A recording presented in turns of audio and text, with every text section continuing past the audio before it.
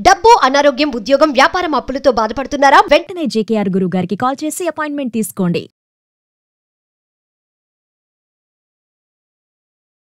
నమస్తే, welcome back to Suman TV. ప్రస్తుతం మనతో పాటు ఉన్నారు కేరళ జ్యోతిష నిపుణులు, life coach, manifestation coach, money coach, date of birth లేని వారికి పుట్టుమచ్చల శాస్త్రం, ప్రశ్న శాస్త్రం, హస్త సాముద్రిక, బహుముఖ ప్రజ్ఞాశాలి జేకేఆర్ గారు ఉన్నారు. గురుగారితో మాట్లాడదాం.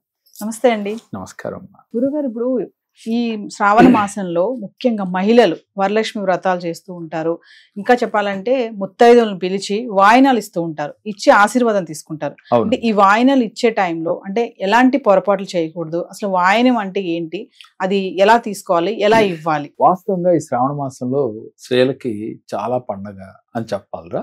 ఎందుకనంటే ఈ వాయినాలు ఇచ్చేటప్పుడు చాలా జాగ్రత్త వహించాలి. ముఖ్యంగా అంటే అందరం వాయినాలు ఇస్తూ ఉంటారు, కానీ కొన్ని నియమాలు ఉన్నాయి దీనికి. అవి మనం ఆచరించకపోవటం వల్ల మనం తీరా చేసిన దానికి ఫలితం రాదు. ముందుగా ఈ శ్రావణ మాసంలో పార్వతీదేవిని, లక్ష్మీదేవిని ఎక్కువ ఆరాధిస్తూ ఉంటారు. ఈ ఆరాధించటం వల్ల వీళ్ళకి శుభ ఫలితాలు కలుగుతాయని ఒక విశ్వాసంతో, నమ్మకంతో చేస్తూ ఉంటారు. దాంట్లో భాగంగానే ఈ వాయినాలు అనేది ఉంటా ఉంటాయి. ముఖ్యంగా ముత్తైదులను పిలిచి వీరికి చీర, జాకెట్, గాజులు, పసుపు, కుంకుమ, అలాగే కొన్ని పిండి వంటలు అవి కూడా కలిపి వాయనంగా ఇస్తూ ఉంటారు. ఇలా వాయనం ఇచ్చేటప్పుడు కొన్ని నియమాలు పాటించాలి. ఎలాంటి నియమాలు పాటించాలంటే, స్త్రీ పురుషులు ఇరువురు కూడా ఇంట్లో ఒక రోజు ముందుగా భార్యాభర్తల సంసార జీవితానికి దూరంగా ఉండాలి. అంటే రేపు వాయనం ఇద్దాం అంటున్నప్పుడు ఒక రోజు ముందుగా ఉండాలి. దీనితో పాటుగా శాకాహారాన్నే భుజించాలి. అవకాశం ఉన్నంత మటుకి శ్రావణ మాసంలో మన నాన్ వెజ్ అనేది అవాయిడ్ చేయటం మంచిదమ్మా. దానికి కూడా ఒక్క మాసంలో అంటే కార్తీక మాసం కూడా అలా చెప్పుకుంటాం మనం. వాస్తవానికి దానికి కూడా సైంటిఫిక్ రీజన్ ఉంది. ఎందుకంటే వర్షాలు ఎక్కువ పడతా ఉంటాయి, వాతావరణంలో తేమ శాతం ఎక్కువ ఉంటుంది, అరుగుదల తక్కువ ఉంటుంది మానవ శరీరంలో అని చెప్పి సైంటిఫిక్ రీజను.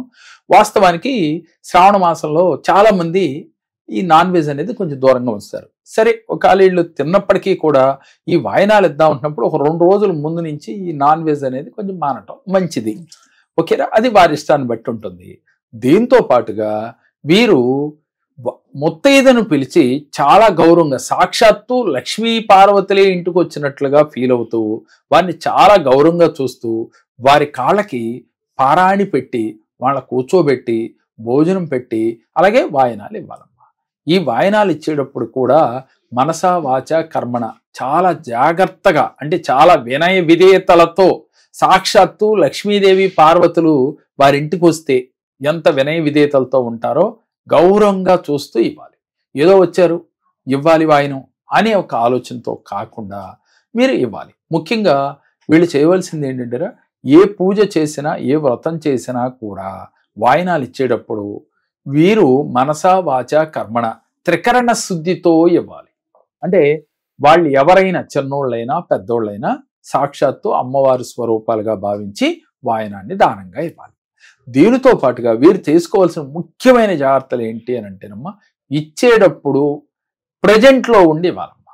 అంటే రేపు నిన్నలో ఆలోచించకుండా నిన్న ఏం జరిగిపోయిందో, మొన్న ఏం జరిగిపోద్దో రేపు అనే ఒక ఆలోచన మానేసి ప్రజెంట్లో సాక్షాత్తు ఆవిడ మీ ఇంటికి వచ్చింది, లక్ష్మీదేవి ఇంటికి వచ్చినట్లుగా ఫీల్ అవుతూ, ఆవిడికి వాయనం ఇచ్చినప్పుడు ఆవిడతో దీవెన తీసుకున్నట్టుగా ఫీల్ అవుతూ, అప్పుడు ఆ సాక్షాత్తు లక్ష్మీదేవి పార్వతీదేవి దీవెనలు ఇచ్చినట్లుగా ఫీల్ అవ్వాలి. ఇది వాయనం ఇచ్చే పద్ధతి.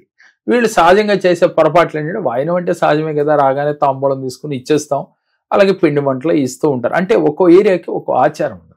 ఆచారం ప్రకారం ఇచ్చుకోవచ్చు, దానికి ఎటువంటి నియమాలు అయితే లేవు. కానీ ఎటువంటి ముఖ్యమైన నియమాలు ఏంటి అని అంటేరా, ఈ సంసార జీవితానికి దూరంగా ఉండటం, అలాగే శాకాహారాన్ని తీసుకోకుండా ఉండటం, ఆ రోజు నిద్రపోకుండా ఉండటం. ఏది రాత్రి పడుకోవాలి కానీ పగల నిద్రపోకుండా ఉండటం, పగలంతా కూడా మెలుకుని ఉండటం. ముఖ్యంగా ఆ రోజుల్లో కూడా మీరు అమ్మవారి యొక్క నామాలని జపిస్తూ ఉండటం. అలాగే స్త్రీలు కానీ పురుషులు కానీ ఆ రోజు అంటే క్రాఫ్లు, గడ్డాలు ఇలాంటివేమీ చేసుకోకుండా ఉండటం, ఇలాంటి వాటికి దూరంగా ఉండటం. ముఖ్యంగా ఆ ఇంట్లో ఆ శుభకార్యం జరుగుతున్నప్పుడు పురుషులు కూడా ఆ రోజు కొంత సపోర్ట్ చేయాలి. ఇలా చేయటం వల్ల ఏమవుతుందంటే, ఆవిడ కష్టానికి తగ్గ ఫలితం వచ్చి తీరుతుంది. అమ్మవారికి అనుగ్రహం ఎందుకు ఉండాలి, ఎందుకు ఉంటుంది అంటారా, ఎవరైతే ఈరోజు వాయనాలు ఇద్దాము అని సంకల్పించినప్పుడు, ఏ శుక్రవారమో 4 శుక్రవారాల్లో శ్రావణ శుక్రవారం ఇవ్వచ్చు, లేదు వరలక్ష్మి వ్రతం రోజు ఇవ్వచ్చు, లేదు ఏ శుక్రవారం అయినా ఇవ్వటానికి మంచి రోజులే. ఇస్తూ ఉన్నప్పుడు ఆ రోజు ముఖ్యంగా ఇంట్లో చాలా శుభ్రంగా ఉంచుకుని గడపకు పసుపు రాసి చక్కగా బొట్లు పెట్టుకుని తులసి కోట వద్ద పూజ చేసి తనకి భర్తకి ఆయుష్వృద్ధి కలగాలని ప్రతి స్త్రీ కోరుకుంటుంది. అలాగే మంగళసూత్రాలకు కూడా ఒక్కసారి పసుపు కుంకుమ అద్దుకుని మనసులో ఇలా సంకల్పం చెప్పుకోవాలి. ఏమని?